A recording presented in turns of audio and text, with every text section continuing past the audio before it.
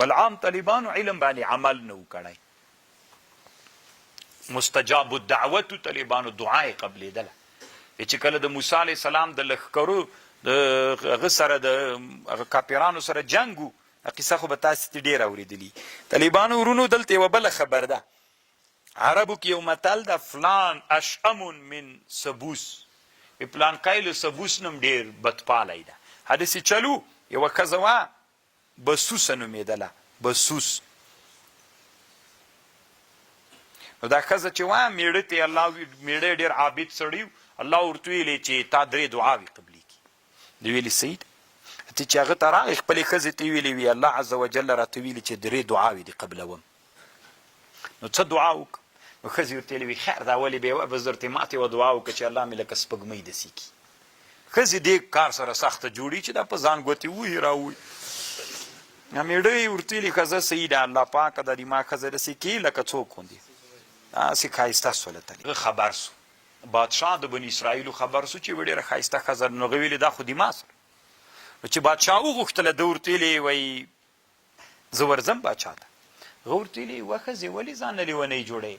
دی ما ښځه وې بادشاه ته وایي ځه خپل کار کوه خیره نه. لاړه طالبانو بادشاه ته چې ور روانه سوله ده کې را وکړله وي الله پاکه دې ما له ښځې نه سپۍ جوړه کړي. سپۍ چې جوړه سوله طالبانو بېرته راغله. ستې اولادونه یې راغلل دې پلار ته ویلې چې د الله په خاطر سپۍ به کور کې ګرځېده راګرځي.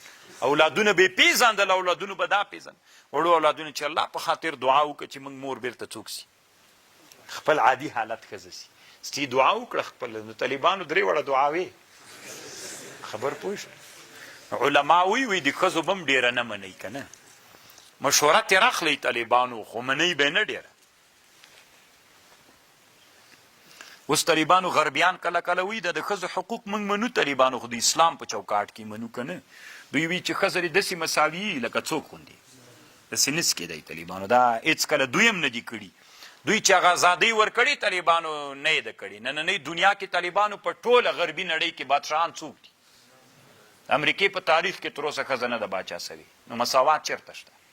په کانګرس کې د دوی وزیران یې ښځې ډېرې دي که نران؟ کانګرس کې نران ډېر دي که ښځې؟ دا طالبان دا موږ نه منو، نه دوی مني نه موږ منو. طالبان هسې موږ د غلطۍ نه، خو هغه حقوق چې اسلام ورکړي خو موږ تاسو ټول منو. موږ نه دي ورکړي یو څه که نه، ډېر ملا نه دي ورکړي. الله دې موږ په حال باندې رحم وکړي. نو دغسې خبرې هم شته طالبانو پکې. او اوس دوی وایي چې ښځې د نر سره یو شی دي. یو شی چېرته دي طالبانو؟ ولا که بیخي یو شی سي. نن په دنیا کې چې د نابغهګان دي سړیان دي که نران؟ همدغه غربي نړۍ کې طالبانو چې ازادي ورکړې کمې ښځې کم شی جوړ کړی؟ یو شی هم نه ده جوړ کړی. نو طالبانو د عقل په لحاظ ښځه او نر مځکه و اسمان فرق لري.